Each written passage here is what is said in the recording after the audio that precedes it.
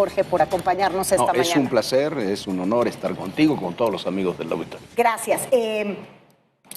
Resulta un poco incomprensible, sobre todo porque sabemos la colaboración de Genaro García Luna. No que esto no lo señale con algunas otras situaciones, sin embargo, la colaboración de Genaro García Luna con las autoridades estadounidenses hasta la fecha, según se tenía entendido. Tú me dirás mejor. Genaro García Luna es un hombre formado en las agencias estadounidenses, con formación... En las agencias estadounidenses. En las, de muy joven, sí. En la CIA, en la DEA, estuvo un periodo de formación en los organismos de inteligencia en Japón y después se incorpora de pleno al CISEN como jefe de inteligencia precisamente del CISEN. Estamos hablando todavía del gobierno de Ernesto Zedillo.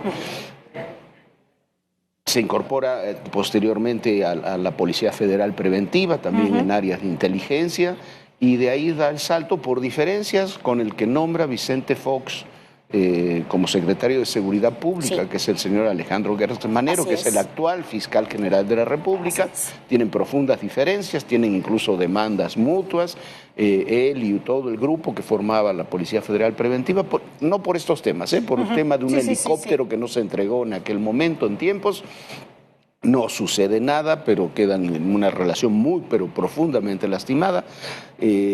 Lo rescatan a García Luna y se va a la PGR, con el general Macedo, que también tenía profundas diferencias con Gertz Manero. Ahí crea la Agencia Federal de Investigación, que es muy exitosa, quizás es el primer organismo de seguridad realmente muy exitoso que tenemos en aquellos años, y posteriormente, ya con Felipe Calderón, se va a la Policía Federal, crea la Policía Federal. En todo esto, a mí lo que desconcierta de esto es lo endeble de las acusaciones. Cuando tú leías ahora los cargos que se le presenta, falta que lo acusen de matar a Kennedy, pero le echaron ahora, todo esto se desprende de una declaración durante el juicio del Chapo Guzmán, ¿cierto? Eso es lo desconcertante. A ver, Jesús Zambada, el rey Zambada, el hijo de Ismael El Mayo Zambada, el hermano de Ismael El Mayo Zambada, lo acusa de que le dio en un momento $5 millones, en otro momento $3 millones. El primer dinero se lo da en 2005, cuando estaba en la Agencia de Investigación Federal, dice él, para que nombre al jefe de policía de Culiacán, una atribución que Genaro García Luna no tenía, estaba en la PGR. Pero déjame preguntarte algo, te hago un paréntesis. Cuando se hace una acusación de esta naturaleza, como tantas que se han hecho en el juicio del Chapo Guzmán allá en Nueva York, un juicio, por cierto, bastante cuestionado en muchos aspectos, lo tienen que demostrar. Claro. Antes de incurrir en una detención. Ahora, si estuviera ocurrido en México no nos sorprendería, pero ocurre en los Estados Unidos. Ese es el tema. A ver, ¿por qué? Hasta ahora yo creo en la justicia estadounidense, yo creo que con sus asegúnes creo en ella, creo que es una justicia bastante eficiente, pero tiene que demostrarlo. Hasta ahora lo que ha demostrado y lo que dice la acusación, dice haber recibido en 2 ocasiones dinero de narcotraficantes para apoyarlo en sus tareas, etcétera, etcétera.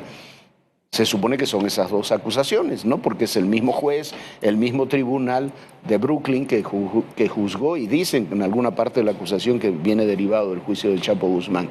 Es inverosímil, Mónica. A ver, $5 millones. La gente dice, bueno, recibió $5 millones. $5 millones en una maleta, no es una maleta, es un baúl. Estamos hablando, supongamos $5 millones en billetes de 100 recién sacados de la tesorería, planchaditos bien, son 50,000 billetes. 50,000 billetes es un maletón. En un restaurante que se reúne, porque eso es el testimonio, que se reunieron en un restaurante, un jefe del narco y un jefe de policía para entregarse el dinero, a mí me resulta inverosímil. No tenían nadie intermediario que lo pudiera hacer, o no podían hacer una transferencia financiera. Es para películas, está muy bien en el irlandés, en esta que tiene ahora Netflix, pero no, en la vida real no ocurre así. Eso es lo que yo digo. Ahora, el gobierno de México de alguna manera pues ha dicho ya, o sea, de acuerdo a al último informe que tenemos y que hemos presentado aquí, que se va a pedir, se va a solicitar, de acuerdo a cómo se desarrollen las cosas en los Estados Unidos, en su caso y en su momento, la extradición de Genaro García Luna. Se estaría prácticamente dando entonces como un hecho algo que es una acusación sin ser propiamente demostrado? A ver, el gobierno de México no tiene una sola prueba contra García Luna, porque si no lo hubiera procesado, estamos hablando de hace 7 años que dejó la función como pública. Este año se han procesado a tantos. A tantos. Bueno, no tantos, quizás. No tantos, ¿cierto? No tantos, se habla de muchos, pero al final se procesa a pocos. Pero porque no es tan fácil tampoco demostrar esos cargos. Pero está bien, yo creo que la Fiscalía tiene que hacer eso. Hay una acusación allá, abro una acusación aquí, a ver, para que me manden las pruebas de allá para aquí, para ver si son sólidas. Es lo que hace Estados Unidos también en casos desde México. Y yo insisto en un punto, yo no sé si la Fiscalía tiene pruebas contundentes, materiales, sobre estos hechos. Si los tiene, qué pena con García Luna, pero tendrá que cumplir su condena. Pero si nos basamos solamente en lo que han mostrado hasta ahora, en declaraciones de 2 narcotraficantes que además fueron detenidos por García Luna, que puede ser simplemente una venganza contra la persona que los detuvo, me parece bastante inverosímil. Se habla de una probable condena de entre 14 años y cadena perpetua, Jorge. Sí, entre 10 y cadena perpetua, de acuerdo. Sí, por eso, pero para llegar a eso, creo que tienen que tener pruebas mucho más sólidas. Si nos vamos a las pruebas de lo que se habla, hoy veía en algún periódico internacional, no recuerdo muy temprano, que decía que eran los testimonios del Mayo Zambada, el testimonio de la Barbie y de otros narcotraficantes que también estuvieron detenidos.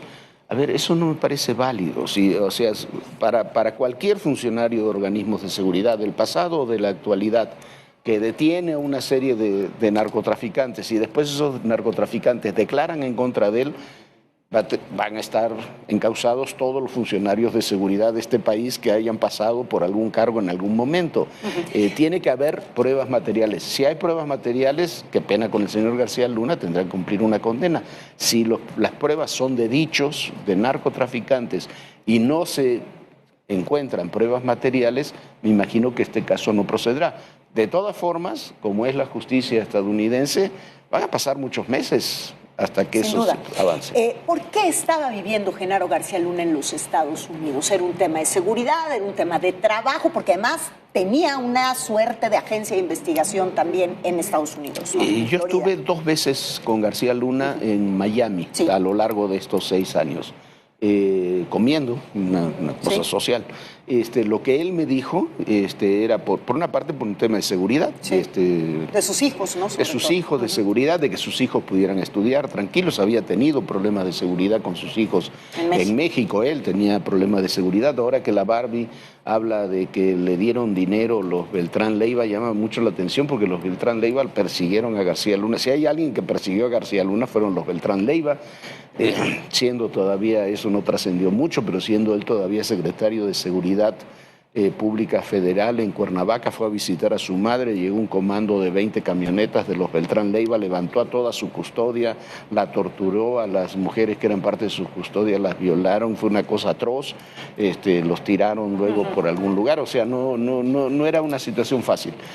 Él se fue por seguridad, le dieron residencia estadounidense, él tenía residencia estadounidense, estaba tramitando, y yo no sé si se la dieron ya la nacionalidad, aparentemente por lo que dice la acusación, sí, que es lo que dicen que mintió en la nacionalidad, porque al pedir la nacionalidad te preguntan si has tenido relación con algún grupo criminal, y tú dices si dijo que no, y ahora por eso le están pidiendo el cambio de nacionalidad.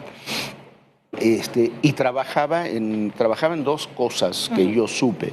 Tenía una oficina, una suerte de oficina de investigación, que trabajaba para las agencias, o sea, como trabaja mucho en Estados Unidos, se crean oficinas que trabajan para oficinas de investigación norteamericanas, estadounidenses, oficiales del gobierno.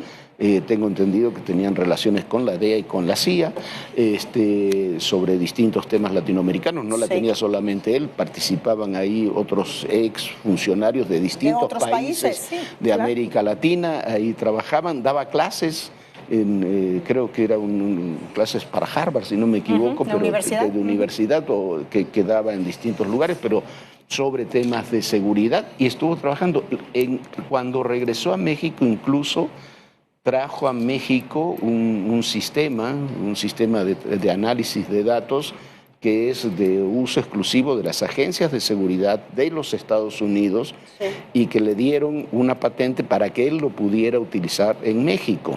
Nadie más tiene ese sistema en México, que es un sistema de las agencias estadounidenses. Por eso es más desconcertante todo lo que ha pasado. Exactamente. Y sin duda, bueno, pues aquí se abre un nuevo capítulo en el territorio de la seguridad de nuestro país y, por supuesto, de la historia de esta, con una figura del tamaño de Genaro García Luna y todo lo que le rodea y todos los casos que le rodean, del que seguramente vamos a seguir hablando mucho tiempo. Jorge. ¿Sabes qué? Esto, muy rápido, esto es algo así como si en Colombia hubieran detenido y metido preso al general Naranjo. Sí. Que fue, a ver, son los arquetipos, puedes estar de acuerdo o no con ellos, pero son los que crearon las policías, las estructuras. Yo no veo por qué, no entiendo por qué hay algunos funcionarios del gobierno mexicano todavía que lo festinan. Me parece que tendrían que poner sus barbas a remojar si esto es así y se ponen las cosas así desde Estados Unidos. Como siempre, gracias. No, gracias, Jorge. A ti. Seguimos platicando.